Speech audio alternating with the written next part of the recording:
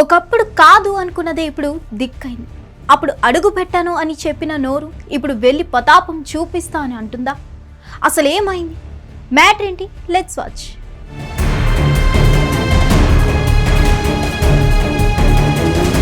AP మాజీ CM Jaganmohan Reddy తేల్చి చెప్పారు. శాసనసభకు హాజరు కావడం లేదని తేల్చేశారు. శాసన మండలిలో కూటమి ప్రభుత్వంతో తేల్చుకుంటామని చెప్తున్నారు. ప్రస్తుతం శాసన మండలిలో వైఎస్ఆర్ కాంగ్రెస్ పార్టీకి స్పష్టమైన బలం ఉంది. ప్రతిపక్ష హోదా కూడా ఉంది. ఆ పార్టీకి చెందిన నేత శాసన మండలి చైర్మన్ గా కూడా ఉన్నారు. అసెంబ్లీలో 164 సీట్లతో కూటమికి ఏకపక్ష బలం ఉంది. కనీసం ప్రతిపక్ష హోదా కూడా అక్కడ లేదు. దీంతో సభకు వెళ్లేందుకు జగన్ వెనుకడుగు వేస్తున్నారు. ప్రతిపక్ష హోదాతో ముడి పెడుతున్నారు. శాసన మండలిలో మాత్రం తేల్చుకుంటామని చెప్తున్నారు. కానీ అదే శాసన మండలిని వైసీపీ హయాంలో రద్దుకు ప్రయత్నించారు. కానీ అదే శాసన మండలి ఇప్పుడు వైసీపీకి దిక్కుగా మారిందే.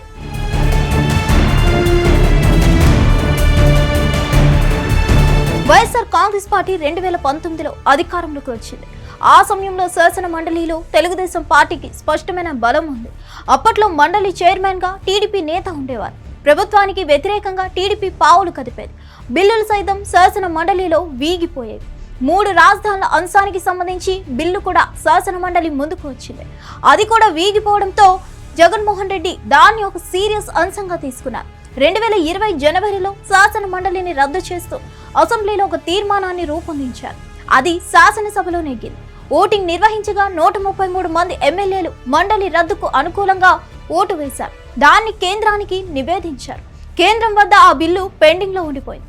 క్రమేపీ వైఎస్ఆర్ కాంగ్రెస్ పార్టీ బలం శాసన మండలిలో పెరిగింది. తర్వాత శాసన మండలి రద్దు అనే అంశాన్ని మర్చిపోయింది వైఎస్ఆర్ కాంగ్రెస్ పార్టీ. అయితే ఇప్పుడు ఇదే శాసన మండలిని నమ్ముకున్నారు జగన్మోహన్ రెడ్డి. ఒకప్పుడు తాను రద్దు చేస్తాననుకున్న వ్యవస్థ ఇప్పుడు దిక్కయింది. శాసన మండలి చైర్మన్ తమ పార్టీ వారే కావడం,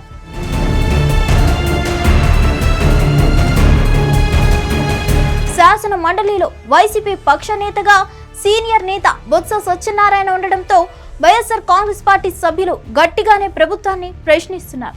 మరో ఏడాది వరకు శాసన మండలిలో వైఎస్ఆర్ కాంగ్రెస్ పార్టీకి పర్వాలేదు. తర్వాతే ఇబ్బందికర పరిస్థితులు తప్పవు.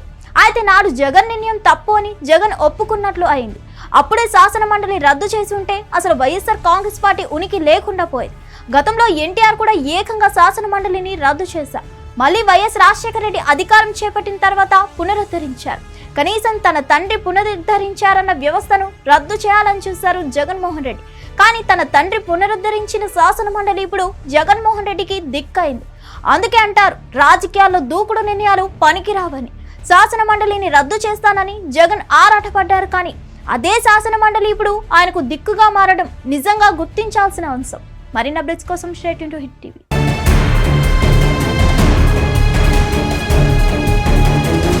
హిట్ టీవీ యాప్, ఇందులో short news, live news, entertainment shows, movies, digital magazines తో పాటు మీ జిల్లా వార్తలను కూడా ఫ్రీగా చూడొచ్చు.